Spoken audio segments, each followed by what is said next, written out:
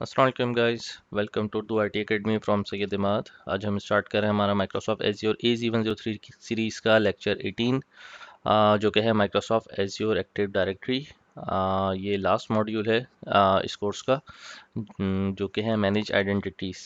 सो इसमें इस लेक्चर में हम कवर करेंगे introduction to Azure active Directory कि एज्योर एक्टिव डायरेक्टरी क्या है, Azure custom domains, Azure self service password reset SSPR, manage multiple directories, managing user groups and devices, and then managing guest directories। सबसे पहले अगर हम बात करें इंट्रोडक्शन टू एक्टिव डायरेक्टरी, तो एज्योर एक्टिव डायरेक्टरी क्या है। अगर आपने काम करा हो ऑन प्रेमिसेस एक्टिव डायरेक्टरी में, तो ये सिमिलर है, वही कॉन्सेप्ट है एक्टिव डायरेक्टरी का। इसके अंदर आप यूज़र्स मैनेज कर सकते हैं, इसके अंदर आप कंप्यूटर मैनेज कर सकते हैं, इसके अंदर आप पॉलिसीज़ बना सकते हैं, डिवाइसेस मैनेज कर सकते हैं, और इसमें आप यूज़र सिस्टम्स को डोमेन ज्वाइन करवा सकते हैं। तो ये सारे काम आप इसमें कर सकते हैं। डिफरेंस क्या है ऑन प्रेमिसेस एक्टिव डायरेक्टरी और एज्योर एक्टिव डायरेक्टरी में? फ़र्क ये है कि ये आपकी कंप्लीटली मैनेज्ड है। पहला डिफरेंस ये है, एज ऑन प्रेमिस डायरेक्टरी में आपको ऑपरेटिंग सिस्टम मैनेज करना होता है, उसकी अपडेट्स करनी होती हैं, उसके अंदर आपके पास सारी चीज़ें होती हैं, ग्लोबल कैटलॉग भी होता है, उसके अंदर सेपरेट ग्रुप पॉलिसी होता है, उसके अंदर स्ट्रक्चर्ड डाटा होता है, जैसे कि OUs आप सेपरेट मैनेज कर सकते हैं उसके, और ग्रुप सेपरेट मैनेज कर सकते हैं उसके, मतलब स्ट्रक्चर्ड कर सकते हैं आप उसको। एज्योर एक्टिव डायरेक्टरी एक फ्लैट स्ट्रक्चर होता है बेसिकली इसके अंदर, इसमें आप OUs सेपरेट मैनेज नहीं कर सकते, इसमें आप ग्रुप पॉलिसीज़ अप्लाई नहीं कर सकते। आपके डिवाइसेस के ऊपर मैनेज कर सकते हैं पॉलिसीज डिवाइसेस। अगर आपने डोमेन ज्वाइन करा लिया तो आप एडिशनली माइक्रोसॉफ्ट, अगर आपको एडिशनल बताऊं तो इंट्यून जो है माइक्रोसॉफ्ट का पॉलिसीज के लिए माइक्रोसॉफ्ट यूज़ कर रहा है। अगर आप क्लाउड बेस्ड सिस्टम मैनेज कर रहे हैं सारे, या आपने system on premise active directory integrate कर ऑन प्रेमिसेस आपने इंटीग्रेट करवाया हुआ है एज्योर के साथ, और आप चाहते हैं पॉलिसीज अप्लाई करना, ग्रुप पॉलिसीज, तो आप माइक्रोसॉफ्ट इंट्यून यूज़ कर सकते हैं उसके लिए। तो अगर हम बात करें एज्योर एक्टिव डायरेक्टरी में, तो आप अपने ऑन प्रेमिसेस हो या क्लाउड पे मैनेज सिस्टम हो, उनको एज्योर एक्टिव डायरेक्टरी से डोमेन ज्वाइन करवा सकते हैं या यूज़र क्रिएट कर सकते हैं। एडिशनली आप यहाँ पर जितनी भी रिसोर्सेज माइक्रोसॉफ्ट एज्योर पे चल रही होती हैं, तमाम मैनेज कर सकते हैं माइक्रोसॉफ्ट एज्योर एक्टिव डायरेक्टरी के यूज़र के थ्रू। एक्सटर्नल यूज़र्स को भी आप एक्सेस दे सकते हैं गेस्ट यूज़र के थ्रू। आप उनका एक्सटर्नल आईडीज को एक्सेस क्रिएट करेंगे, as a guest user add कराएंगे, और फिर उनको अपनी सर्विसेज के ऊपर एक्सेस दे सकते हैं। तो हम फिर लाइसेंस की बात करें, अगर आप लाइसेंसिंग की, तो माइक्रोसॉफ्ट एज्योर के अंदर जो एक्टिव डायरेक्टरी के अंदर तीन तरह के मेनली मॉडल्स हैं, चौथा भी है पे एज यू को, लेकिन मेनली तीन है। बेसिक, जो कि फ्री लाइसेंसिंग है।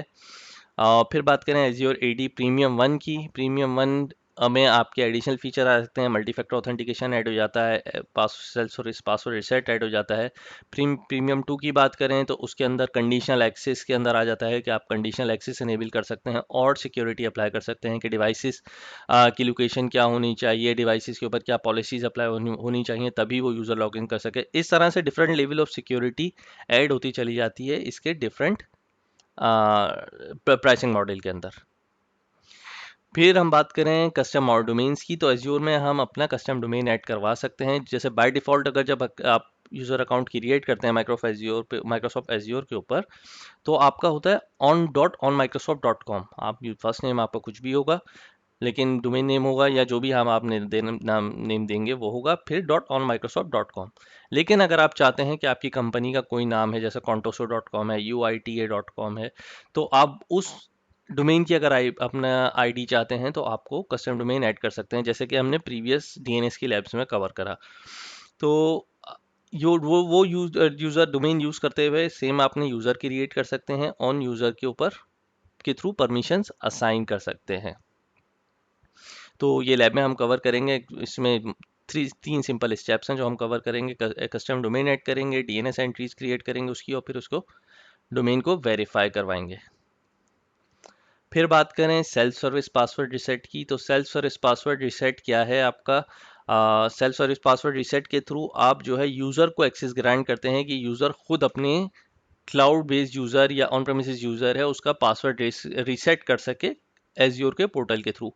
लेट्स से आपने हाइब्रिड आइडेंटिटी बनाई हुई है। इसमें तीन तरह के मॉडल होते हैं बेसिकली, क्लाउड बेस्ड यूज़र होता है, दूसरा होता है हाइब्रिड यूज़र होता है, तीसरा गेस्ट यूज़र होता है। क्लाउड बेस्ड यूज़र क्या है आपका? जो सिर्फ क्लाउड पे बना हुआ है, आपका ऑन प्रेमिसेस से उसका कोई कनेक्शन नहीं होता, वो सिर्फ क्लाउड पे माइक्रोसॉफ्ट एज्योर एक्टिव डायरेक्टरी के ऊपर यूज़र बना हुआ होता है।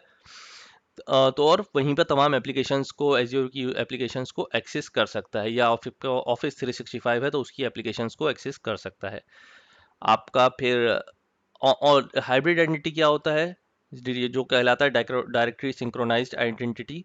वो आपका बेसिकली सिंक्रोनाइज हुआ होता है ऑन प्रेमिसेस के साथ। मीन आपने यूज़र ऑन प्रेमिसेस पे बनाया हुआ है और वो सिंक हुआ हो जाता है आपका एज्योर एक्टिव डायरेक्टरी के साथ एडी कनेक्ट के थ्रू। फिर उस यूज़र को वो यूज़र को आप परमिशन दे सकते हैं अपने एज्योर की सर्विसेज के ऊपर। वही यूज़र आपका ऑन प्रेमिसेस पे भी होता है और क्लाउड पे सिंक हुआ होता है। फिर तीसरा क्या है, गेस्ट। गेस्ट क्या काम करता है, अगर आपने किसी एक्सटर्नल यूज़र को एक्सेस प्रोवाइड करना है अपनी सर्विसेज पे, तो आप उसे as a guest user add करते हैं। तो पासवर्ड रीसेट का एसएसपीआर कैसे लिंक है इनके साथ, अगर आप चाहते हैं कि आपका ऑन प्रेमिसेस क्लाउड है, क्लाउड के लिए तो बहुत आसान है। फ्री वर्जन जो है, बेसिक वर्जन है, उसमें क्लाउड पे आपको मिल जाती है परमिशन। क्लाउड का यूज़र बाय डिफ़ॉल्ट, अगर बेसिक आपका सब्सक्रिप्शन एस एस पी इसकी एजियो रेडी की, तो आप क्लाउड का यूज़र बाय डिफ़ॉल्ट रीसेट कर सकता है पासवर्ड। लेकिन वो यूज़र अगर ऑन प्रेमिसेस का है और एडी के साथ, एजियो रेडी के साथ सिंक हुआ है, तो उसको बेसिक आपकी सब्सक्रिप्शन के साथ परमिशन नहीं मिलेगी, वो अलाउ नहीं करेगा उसको, क्योंकि वो लाइसेंस आपको अपग्रेड करना होगा, प्रीमियम 1 पे जाना होगा। जब आप एजियो प्रीमियम 1 पे जाएंगे तो आपका एसएसपीआर का ये फंक्शनलिटी ये इनेबल हो जाएगी। उसके बाद जब आपका ऑन प्रेमिसेस यूज़र है, लेट से आपके पास रिक्वायरमेंट, यूज़र रिक्वेस्ट करता है मेरा पासवर्ड रीसेट करना है और आप अभी ऑफिस में अवेलेबल नहीं है, तो एसएसपीआर आपको हेल्प करेगा। यूज़र खुद अपना पासवर्ड जाकर क्लाउड पे, जैसे फॉरगेट पासवर्ड का ऑप्शन होता है, वहीं पे क्लिक करेगा और वहीं से पासवर्ड खुद रीसेट कर लेगा। उसमें आप ऑथेंटिकेशन सेट कर सकते हैं, मल्टी फैक्टर, कि यूज़र जब पासवर्ड रीसेट करे तो कहाँ पर उसका पासवर्ड जाए, उसकी ईमेल पे जाए या उसके मोबाइल पर जाए। Email mean personal email address, या उसके मोबाइल के ऊपर एक मैसेज चला जाए जो आपका कोड होगा, और फिर कोड को डाल के यूज़र पासवर्ड रीसेट कर सकता है।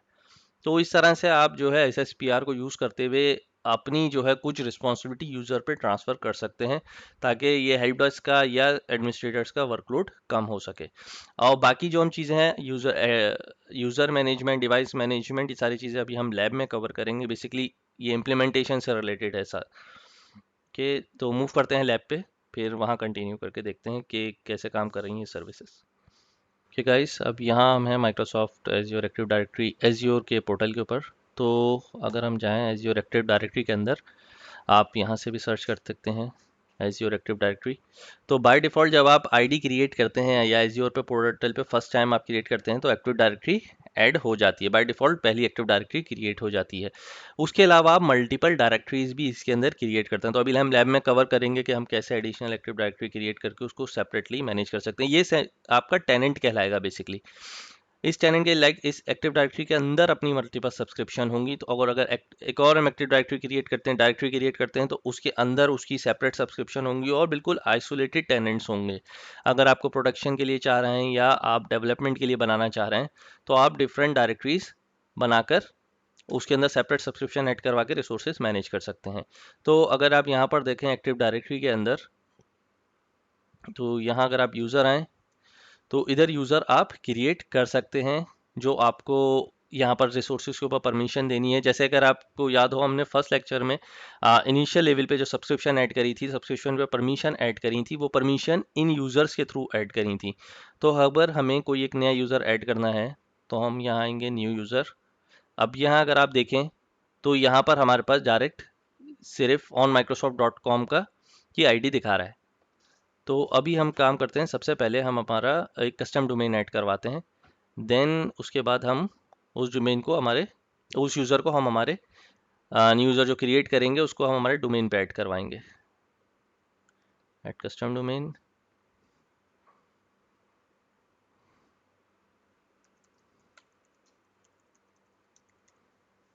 ओके,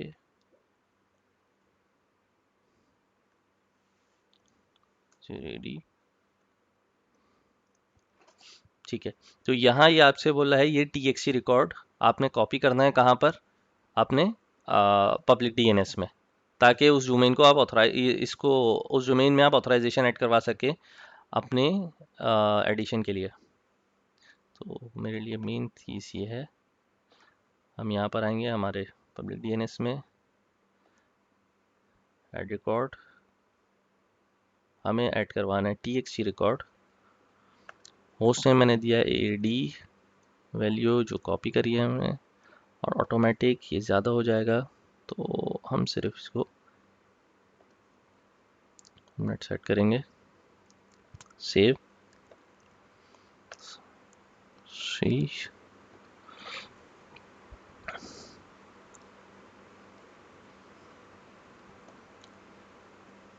वेरीफाई, ये हमारा डोमेन वेरीफाई हो गया यहाँ पर।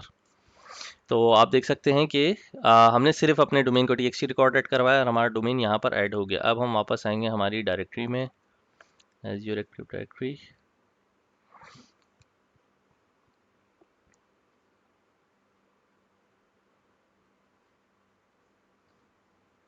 कस्टम डोमेन्स, ये हमारा डोमेन और वेरीफाइड। अब हम वापस आएंगे यूज़र पे, एक नया यूज़र क्रिएट करेंगे।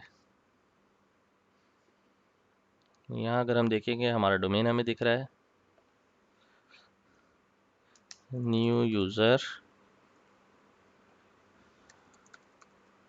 अभी दे दिया, की ज़रूरत नहीं है हमें देने की। पासवर्ड आप सेट कर सकते हैं, ऑटो जनरेटेड है या let me create the password, तो आप खुद भी कर सकते हैं। ये हमने ऑटो जनरेट रखा, शो पासवर्ड कॉपी कर लिया।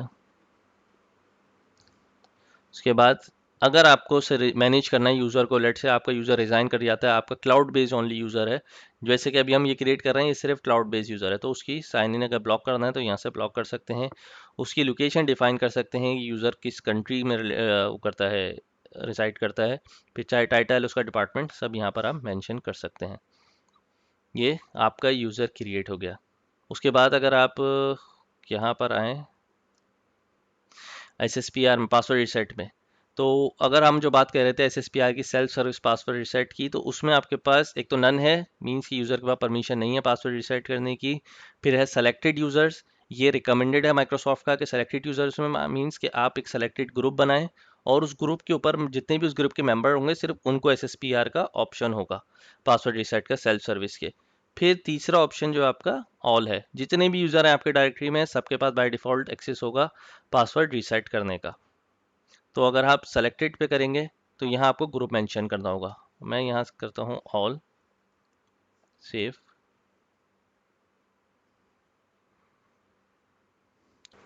ठीक है, इनेबल कर दिया। उसके बाद हम जाएंगे ऑथेंटिकेशन मेथड में।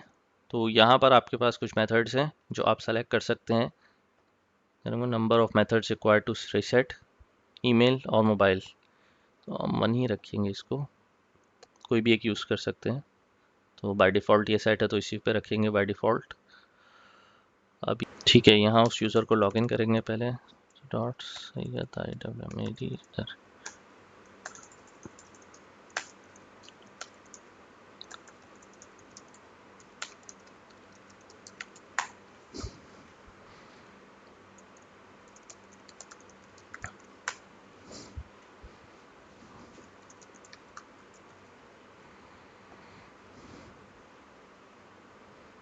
छः।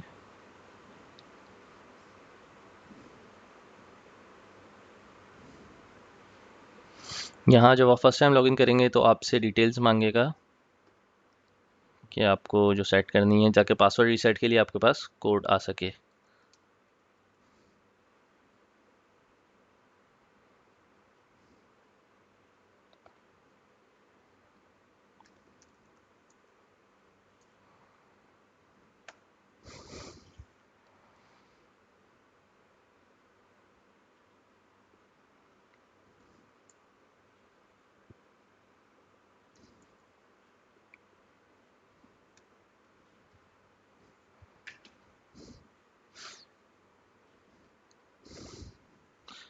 ठीक है, ये सिंगल मैंने ऑथेंटिकेशन सेट करके इसको लॉगिन कर दिया, मतलब कॉन्फ़िगर कर दिया है। नो,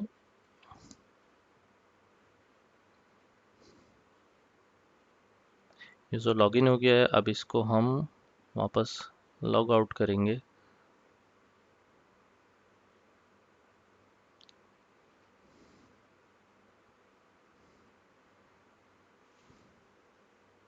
अपने यूज़र को सेलेक्ट करा, forget my password, username आ गया, KRNTN,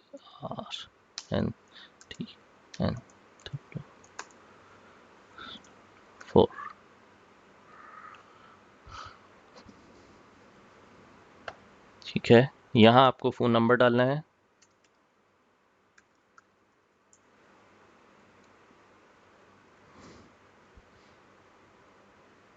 ठीक है, जो अब आपको इसने वेरिफिकेशन फ़ोन पे भेजा है आपके नंबर पे, ये आपने वेरिफिकेशन कोड यहाँ डालना है। देन आपने न्यू पासवर्ड सेट करना है।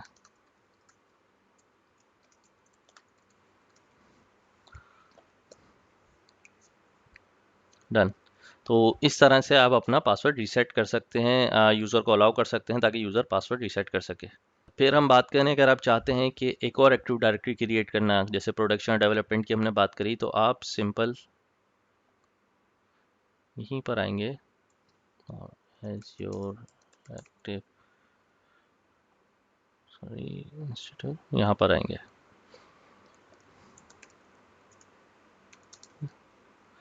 एज़्योर एक्टिव डायरेक्टरी क्रिएट से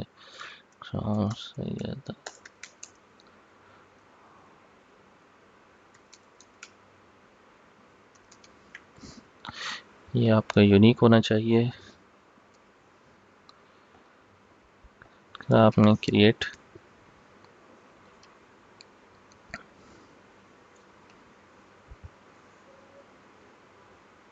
ठीक है, ये हमारी डायरेक्टरी क्रिएट हो गई है। तो आप अगर डायरेक्टरी यहाँ से स्विच कर सकते हैं, आप स्विच डायरेक्टरी,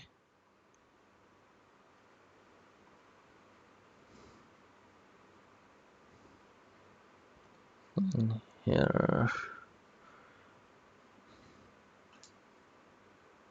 मैं क्लिक करा, क्लिक मैनेज के ऊपर, मैनेज के ऊपर, तो हम यहाँ आ गए हमारी डायरेक्टरी में, दूसरी डायरेक्टरी के अंदर।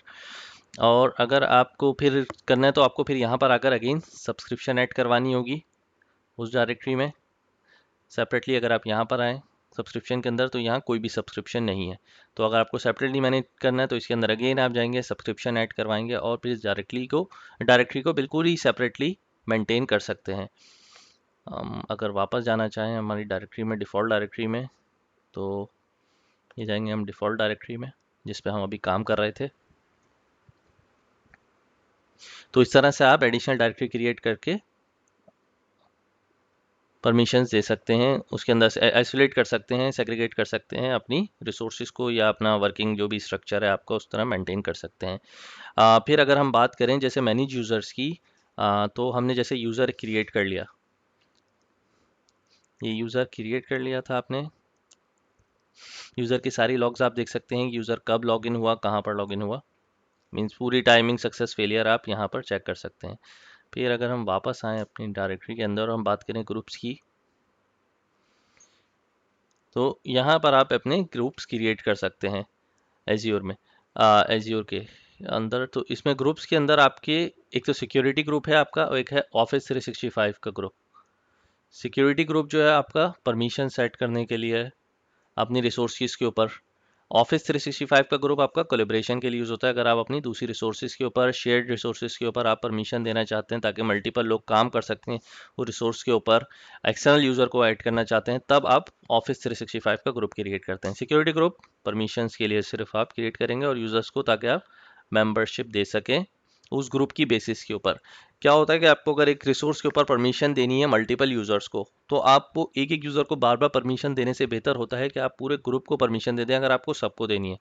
जैसे कि हमने बात करी एसएसपीआर में, अगर आपको परमिशन देनी है एसएसपीआर की सिर्फ सेलेक्टेड यूजर्स को, तो आप उस ग्रुप के मेंबरशिप बनाकर उसमें ऐड कर सकते हैं। ग्रुप 1, यहाँ पर आपने असाइंड मेंबरशिप, अभी हम किसी को ऐड नहीं कर रहे, या हम ऐड कर लेते हैं यहाँ पर बल्कि।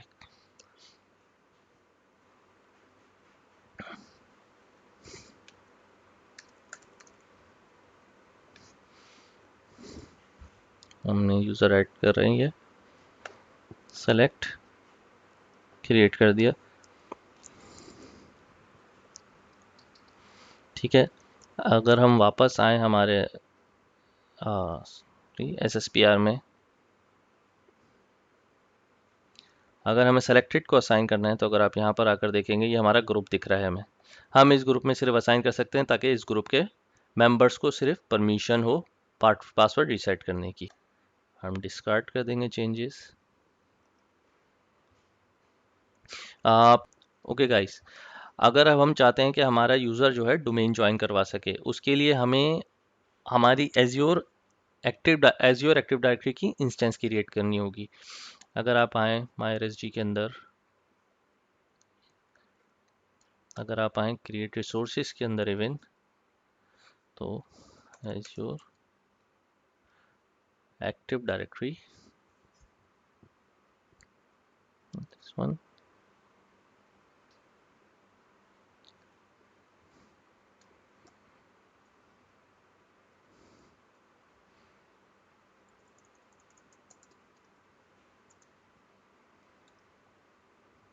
Active directory domain service. तो Azure active directory domain service क्या काम करेगा? जो आपको हेल्प करवाएगा आपकी मशीन्स को डोमेन ज्वाइन करवाने के लिए। अगर आपको डोमेन ज्वाइन करवानी है, अगर सेम आपका ऑन प्रेमिसेस वाला फील अगर आप यहाँ लेना चाहते हैं, तो ये आपको एज्योर एडी डोमेन सर्विसेज से काम कर सकते हैं। अक्सर जगह ये कॉन्फ्लिक्ट आता है, थोड़ी सी डिबेट चलती है कि क्या डिफरेंस है, क्यों नहीं, क्यों हम ऑन प्रेमिसेस का यूज़ करना चाहते हैं एक्टिव डायरेक्टरी, जबकि हमारे पास माइक्रोसॉफ्ट एज्योर के अंदर एज्योर एडी डोमेन सर्विस की सर्विस अवेलेबल है। सेम अगर आप बात करते हैं क्लाउड की एडी की, जैसे कि बात की ग्रुप पॉलिसीज नहीं है, अगेन ये स्ट्रक्चर्ड नहीं है, इसके अंदर आपको ओयूज मैनेज करने आप नहीं कर सकते। तो आप अगर देखें तो तीन तरह की अब आपके पास एक्टिव डायरेक्टरीज हैं। एक आपके पास माइक्रोसॉफ्ट एज्योर की जो डिफॉल्ट है, एक आपकी एज्योर एडी डोमेन सर्विसेज है, और तीसरी आपकी ऑन प्रेमिसेस है। तो आपको देखना होगा कि आपकी रिक्वायरमेंट क्या है, आप उस सिनेरियो में देखते हुए अपनी जो है डायरेक्टरी सेलेक्ट करेंगे। यहाँ पर आपको अगेन ये फ्लैट स्ट्रक्चर मिलेगा आपको। आप इसमें यस डोमेन ज्वाइन करवा सकते हैं, लेकिन आप पॉलिसीज मेंटेन नहीं कर सकते। पॉलिसीज के लिए आपको सेपरेट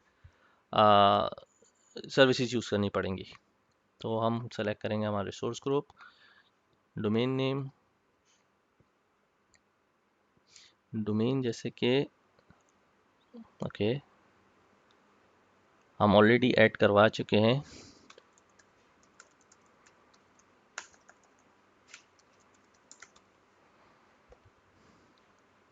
यूरोप एंटरप्राइज, नेक्स्ट। वीनेट हम अपना एग्जिस्टिंग यूज़ कर रहे हैं, जो हमारे पास ऑलरेडी है, नेक्स्ट। यहाँ पर आप मैनेज करेंगे मेंबरशिप। किसी को अगर आपने एज अ मेंबर ऐड करवाना है डोमेन एडमिन का,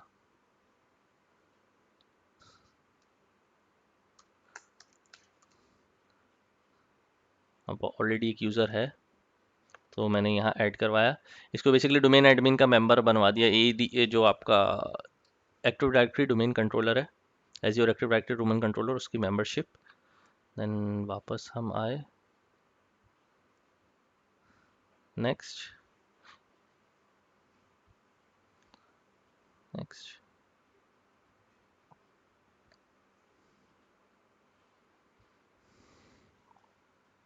तो ये बेसिकली ये कम्प्लीटली मैनेज्ड है।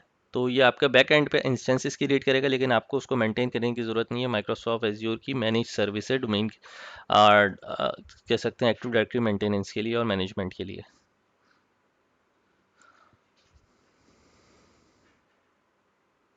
ठीक है, the following choice would not be able to change after creation। Okay, ये मीन्स ये चीज़ें हैं, ये बाद में चेंज नहीं होगी। तो जब भी आप क्रिएट कर रहे हैं तो आपको ख्याल करना है आप सेलेक्ट नेटवर्क, करेक्ट नेटवर्क के अंदर इसको ऐड करें, प्रॉपर रिसोर्स ग्रुप आपका हो, तो सारी चीज़ें आपकी प्रॉपर होनी चाहिए, क्योंकि बाद में चेंज नहीं होंगी, आप मॉडिफाई नहीं कर सकते उनको। इसी अभी क्रिएट हो रहा है, तो मीन टाइम हम दूसरी चीज़ कवर करते हैं। अगर हम वापस आएँ अपनी एज्योर एक्टिव डायरेक्टरी के ऊपर, तो अगर आप न्यू यूज़र्स के अंदर आएँ, तो यहाँ आपको ऑप्शन दिख रहा है न्यू गेस्ट यूज़र का। तो न्यू गेस्ट यूज़र आप क्रिएट कर सकते हैं, इनवाइट कर सकते हैं एग्जिस्टिंग को, या यहीं से क्रिएट कर सकते हैं, ताकि आप अपनी आईडी प्रोवाइड कर दें एग्जिस्टिंग बाहर एक्सटर्नल यूज़र को, कि वो यहाँ पर आपकी आईडी से लॉगिन करे, या आप उसको इनविटेशन भेज सकते हैं उसकी एग्जिस्टिंग आईडी के ऊपर। अगर यहाँ पर ओके ओके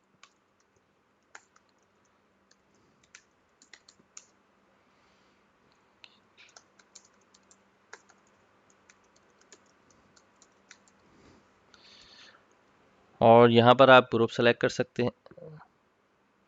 यहाँ पर आप ग्रुप सेलेक्ट कर सकते हैं कि किस ग्रुप की आपको मेंबरशिप देनी है उसको, और बाकी ये डिटेल्स फिल करके आप इनविटेशन भेज देंगे।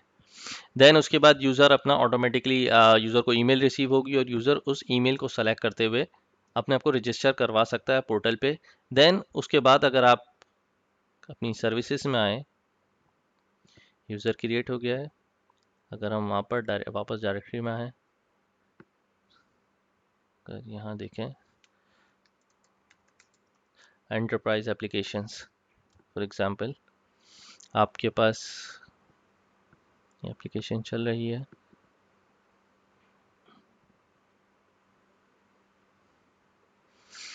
तो यहाँ पर आप आएंगे न्यू एप्लीकेशन के अंदर। अगर हम कोई भी एप्लीकेशन लेते हैं, let's say drop box, select add,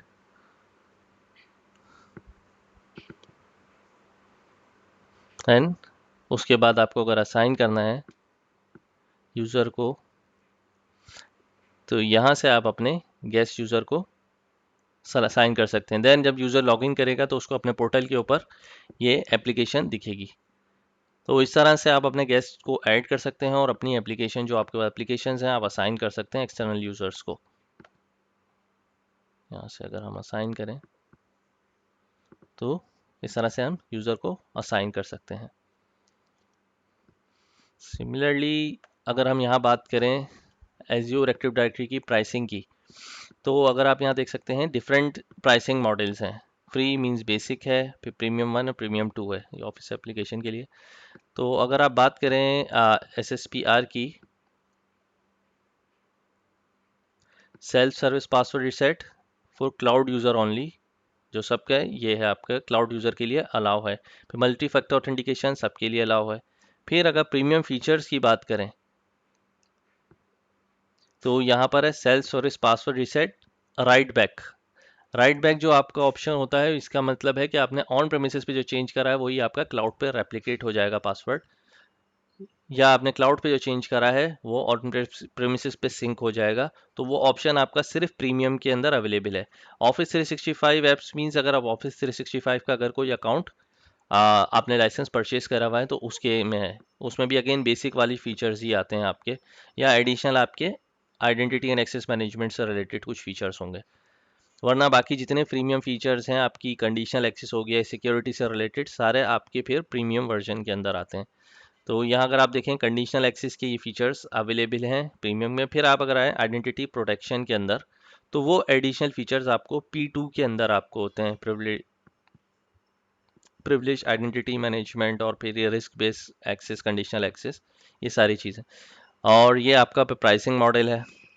तो इसको मैं यूज़ करते हुए आप डिफरेंट, अगेन आपके ऊपर डिपेंड करता है आपकी रिक्वायरमेंट क्या है। अगर आप टोटली क्लाउड बेस्ड हैं देन आपके लिए प्रीमियम लाइसेंस, प्रीमियम जो है वर्जन, वो बेनिफिशियल हो सकता है। बट अगर आपके पास ऑन प्रेमिसेस ऑर्गेनाइजेशन है, ऑन प्रेमिसेस डाटा सेंटर है, तो बेटर होता है कॉस्ट सेविंग के लिए आप ऑन प्रेमिसेस एक एक्टिव डायरेक्टरी या तो एडिशनल डोमेन कंट्रोलर रख के वहाँ से तमाम पॉलिसीज़ मैनेज करें। बट अगर आपके पास ज़्यादातर सर्विस क्लाउड पे पब्लिश हुई है, बहुत सारी एप्लीकेशंस हैं और आपको उन पे सिक्योरिटी अप्लाई करनी है, तो फिर प्रीमियम अच्छा ऑप्शन है। वरना अगर आप यूज़ कर सकते हैं माइक्रोसॉफ्ट का enterprise mobility and security, EMS जो है आपका, तो उसके अंदर प्रीमियम वर्जन भी आता है और उसके अंदर फिर कंडीशनल एक्सेस और एडिशनल फीचर्स भी आते हैं। तो वो आपको हेल्प करते हैं आपके क्लाउड बेस्ड जो एप्लीकेशंस है उनको सिक्योर करने में। गाइस तो ये डिप्लॉय हो गया है। इसने ऑलमोस्ट 40 मिनट्स लिए हैं डिप्लॉय होने में। तो इसको ठीक है, ये भी रेडी हो गई। तकरीबन हमारी इस एज़्योर एक्टिव डायरेक्टरी ने क्रिएशन से लेकर पूरी कॉन्फ़िगरेशन तक ऑलमोस्ट 1 घंटा लिया है। तो अगर आप ये देखें तो ये हमारी एज़्योर एक्टिव डायरेक्टरी बेसिकली जैसे कि हम डिस्कस कर रहे थे, ये सेम है एक्टिव डायरेक्टरी का की तरह से ही काम करेगी, लेकिन लिमिटेशंस है इसके अंदर। इसको आप ज़्यादा कस्टमाइज़ नहीं कर सकते। और लेकिन अगर आपको चाहिए जो VM ऑन प्रेम क्लाउड पे चल रही हैं या कोई और सर्विस हैं जिसको LDAP ऑथेंटिकेशन चाहिए या डोमेन ज्वाइन कराना है, तो इस केस में हम एज़्योर की domain active directory domain service use कर सकते हैं। सबसे पहले हम आएंगे डीएनएस कॉन्फ़िगर करेंगे।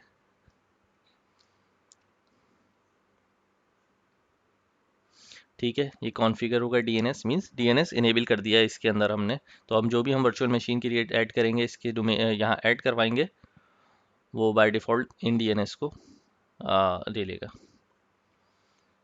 तो अगर हम जाएं हमारी वर्चुअल मशीन के ऊपर, अगर पहले हम यहाँ बात करें MyRSG के अंदर जाएंगे, तो अगर आप यहाँ पर देखें जब हमने ऐड करी है ये एक्टिव डायरेक्टरी की एप्लीकेशन जो हमने ऐड करी है, ये कम्प्लीटली जैसे कि मैनेज है, तो इसके पीछे 2 डोमेन कंट्रोलर चल रहे होते हैं और जो खुद ही हाई अवेलेबिलिटी के अंदर होते हैं। लेकिन ये जियो लोकेशन नहीं होते, ये एक रीजन के अंदर रखी हुई होती है जिस रीजन को हमने सेलेक्ट करा है। तो अगर हम यहाँ देखें, इसके अंदर इंटरफेसेस इसके दिखा रहा है, इसका लोड बैलेंसर इसमें दिखा रहा है, इसका एनएसजी है सेपरेट, इसकी सेपरेट आईपी है। तो ये सेपरेट सारे कंपोनेंट्स इसके दिख रहे हैं हमें। तो ठीक है गाइस, ये ऑलरेडी हमारी वर्चुअल मशीन क्रिएटेड है। तो अब हम ट्राई करते हैं इस वर्चुअल मशीन को जो हमने डायरेक्टरी सर्विस क्रिएट करी है उसमें ऐड करवाने की। हमारी जो डायरेक्टरी सर्विस है उसका नाम ad.smart.com। ठीक है, यूज़र हमारा न्यू यूज़र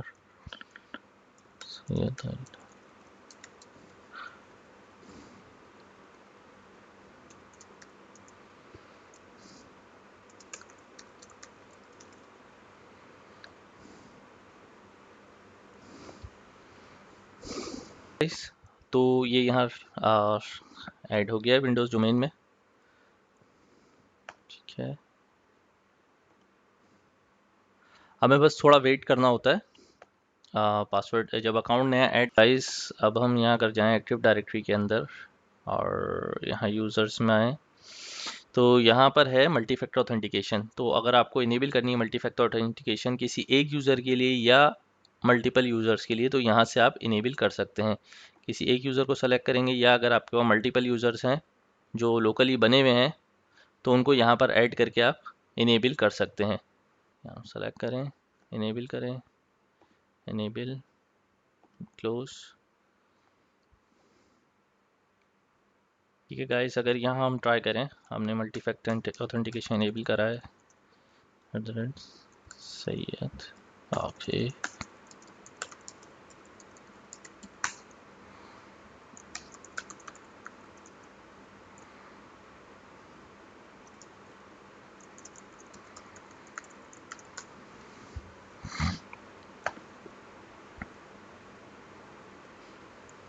ये अब आपसे पूछा मल्टी फैक्टर ऑथेंटिकेशन के लिए, तो आपसे पूछा किस तरह से आपने करना है कॉन्फ़िगर। हम नेक्स्ट करेंगे।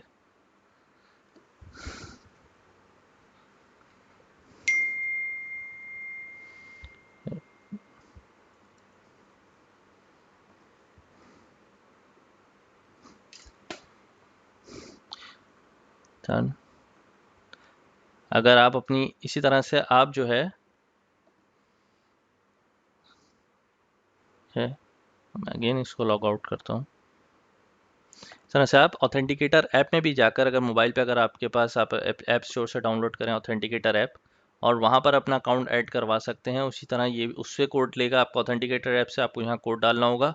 अगर आपका ऑथेंटिकेटर ऐप पे माइक्रोसॉफ्ट ऑथेंटिकेटर पे रजिस्टर्ड हुआ हुआ तो ऑटोमेटिकली डिटेक्ट कर लेगा अकाउंट, और सिंपली वहाँ से कोड आपको यहाँ पर डालना है और उसके बाद आप का MFA इनेबल हो जाएगा।